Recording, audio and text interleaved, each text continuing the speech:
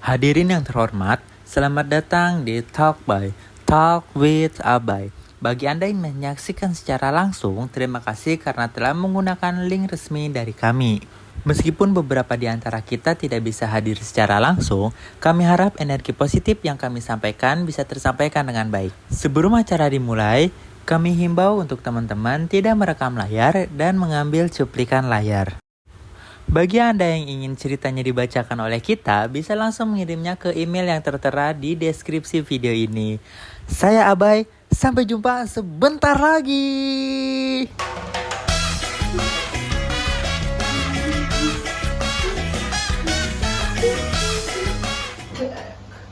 Yo, what's up? Kembali lagi bersama di acara kita Talks by with Abai. Tentu tak jauh-jauh dari host kebanggaan kita semua. Betul, siapa lagi kalau bukan Abai. Sekali lagi, Abai. Sekali lagi.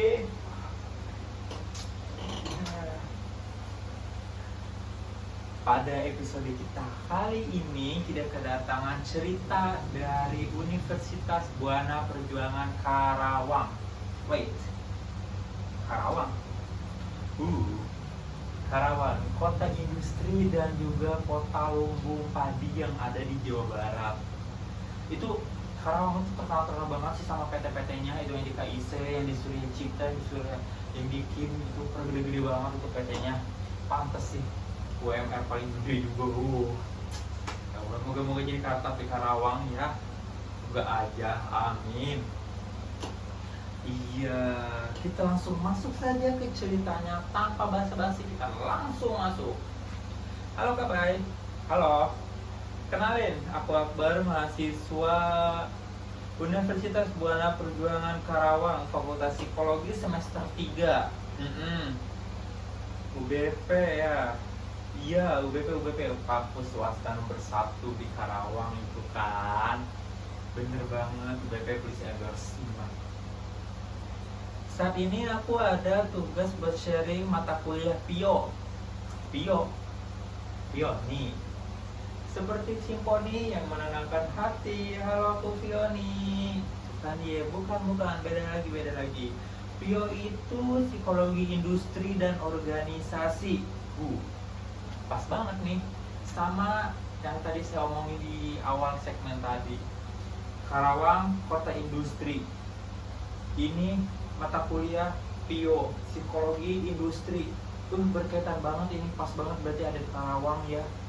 PIO itu adalah penerapan prinsip psikologi untuk memahami dan meningkatkan perilaku manusia di tempat kerja yang meliputi fungsi-fungsi seperti rekrutmen, pelatihan, kepemimpinan, dan motivasi.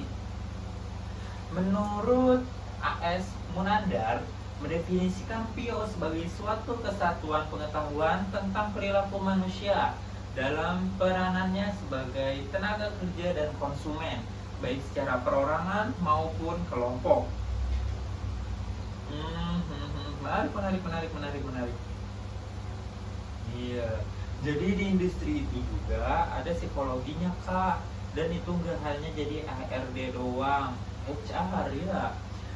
Saat ini mungkin kalau kita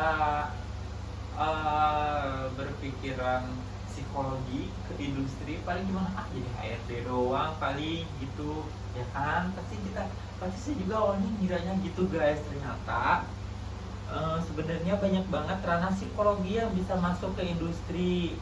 Bisa jadi HR, SDM, recruitment and selection specialist, training development, assessment and counseling, organization development, counselor karir, dan masih banyak lagi lainnya. Wow, saya juga shock loh guys. Ternyata banyak banget ya ranah-ranah PIO ini masuk ke industri. Berarti kita nggak hanya jadi operator biasa doang guys. Kita berarti ikut dalam mengembangkan PT tersebut, mengembangkan karir-karir karyawan yang ada di sono guys. Menarik banget ini. Terus lumayan juga Kak, PIO ini banyak banget digemari sama mahasiswa yang lagi ngambil psikologi. Oh, terus kalau saya dengar-dengar ya, saya itu kan suka banget itu ngulik-ngulik soal psikologi itu, apalagi psikologi yang ada di Indonesia, yang ada di Indonesia ini.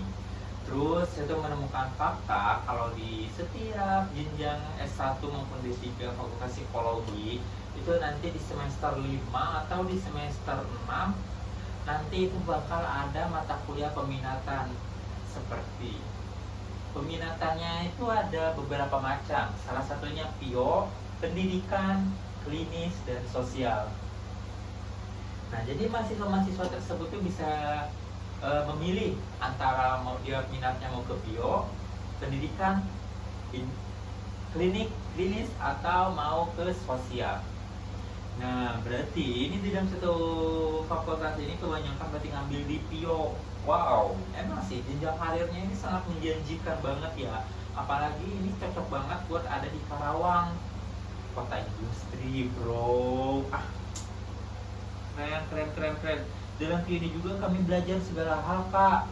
Mulai dari sikap kerja, pemberdayaan SDM, pembuatan SOP atau WI, kepemimpinan, dan masih banyak lagi lainnya.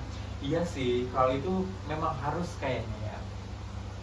Soalnya saya nih pernah juga mendengar atau pernah baca dari sebuah artikel yang menunjukkan bahwa lulusan psikologi ini harus bisa belajar dari segala hal, karena kita tidak bisa tahu ketika kita melamar sebuah pekerjaan kita bakal ditempatkan di bagian mana sebagai apa. Jadi kita sedini mungkin mempersiapkan diri kita untuk bisa masuk ke ranah-ranah itu. Menarik, menarik, menarik, menarik banget ini. Iya, psikologi ini juga psikologi ini gak melulu membahasnya tentang penyembuhan mental atau cara menjaga kesehatan mental. Iya sih. Aduh, aduh guys. Kalau psikologi ini kan kita sering banget berkaitannya kayak, kak aku lagi kena mental nih kak, sembuhin dong. Kak aku lagi sakit nih kak, sembuhin dong kak. Kak biar gak sakit lagi gimana sih gitu, biar juga menjaga kesehatan mentalnya tuh gimana. Enggak, itu enggak melulu tentang belajar soal gitu, gitu. Tapi di sini juga ini berarti masuk ke ranah industri guys. Aduh, sangat menjanjikan banget ya pokoknya. Kenapa tujuannya? Supaya organisasi bisa berjalan efektif dan karyawan bisa berkembang secara optimal. Tanpa adanya itu misalnya, kalau kita misalnya hanya disuruh-suruh sama atasan kita, ya kita juga bakal males dong lama-lama, of course. Jadi ini pengembangan karyanya itu bisa dibantu oleh para lulusan-lulusan psikologi terutama dalam psikologi di PIO ini guys. Menarik banget buat kita bahas lebih dalam. Tapi waktu kita nggak cukup guys. Dan juga kabarnya ini udah gak ngirimin lagi sih kelanjutan ceritanya. Kalau misal menarik, kalau misal rame, kita akan lanjut ke part 2.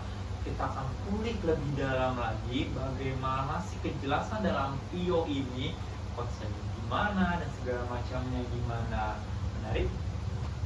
Menarik banget buat kita bahas. Iya.